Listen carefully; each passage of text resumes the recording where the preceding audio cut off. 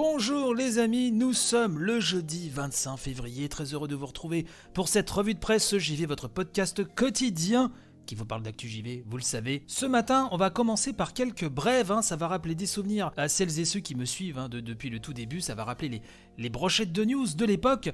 En tout cas, vous dire que Bethesda est convoqué devant les tribunaux pour tromperie au sujet du Season Pass de Fallout 4. Un recours collectif, nous dit-on, mené par un cabinet d'avocats américain et donc qui met Bethesda dans l'embarras. L'éditeur est en effet accusé d'avoir trompé ses clients en promettant l'accès à tous les DLC de Fallout 4 aux acheteurs du Season Pass pour ensuite en exclure son Creation Club. Et c'est sur ce point précis que porte donc l'accusation. Le reste c'est à lire sur Gamecult, je vous mets le lien dans la description de l'émission, bien sûr. Du côté de Super Smash Bros Ultimate, Pyra et Mythra qui avaient été dévoilés lors du dernier Nintendo Direct vont se dévoiler donc encore plus, mais pour cela, il faudra être connecté le jeudi 4 mars à 15h comme l'a confirmé Nintendo, j'ai pu lire ça sur Gameblog. Du côté de chez Numerama.com, on nous dit que grâce à PlayStation, les joueurs PC vont jouer à encore plein de bons jeux.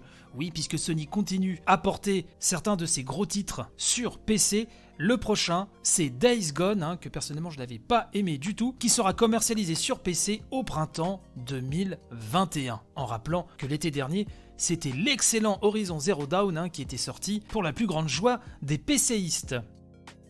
Enfin, Cyberpunk 2077, le second patch majeur repoussé, à cause de la fameuse cyberattaque dont on a parlé il y a quelques jours de cela. Et dans une série de tweets, nous dit-on, CD Projekt a fait savoir que le patch 1.2, censé fixer les bugs majeurs de Cyberpunk 2077 sur PS4 et Xbox One, n'arrivera pas en février comme prévu, mais au cours de la seconde moitié de mars, donc à cause de la fameuse cyberattaque subie par le développeur au début du mois. J'ai pu lire ça sur jeuxvideo.com. Donc voilà pour les brèves du jour, et on va passer tout de suite au sujet suivant.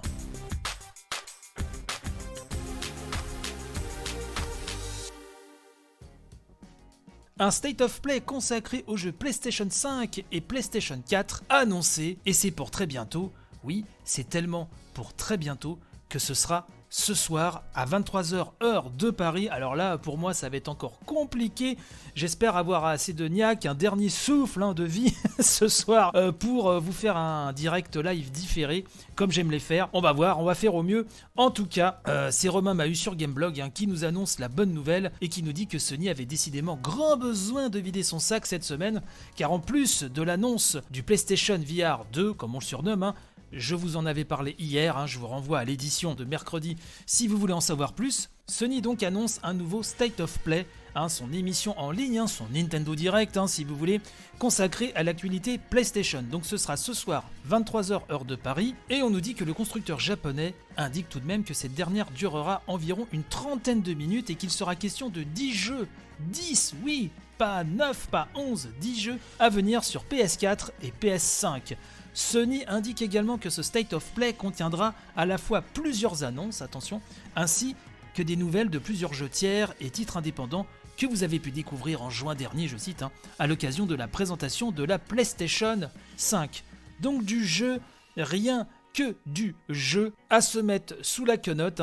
Je le rappelle donc ce soir 23h, et il faut aussi préciser que justement ça va se consacrer au jeu. Donc Romain Mahut sur Gameblog nous dit, et on le remercie pour ça, qu'il n'est pas question justement normalement de découvrir plus en détail le nouveau casque VR destiné à la PlayStation 5. Donc je ne sais pas quels sont les jeux que vous attendez particulièrement, que ce soit des annonces ou le retour d'infos sur des jeux dont on aimerait en connaître un petit peu plus. Moi personnellement, il y en a pas mal.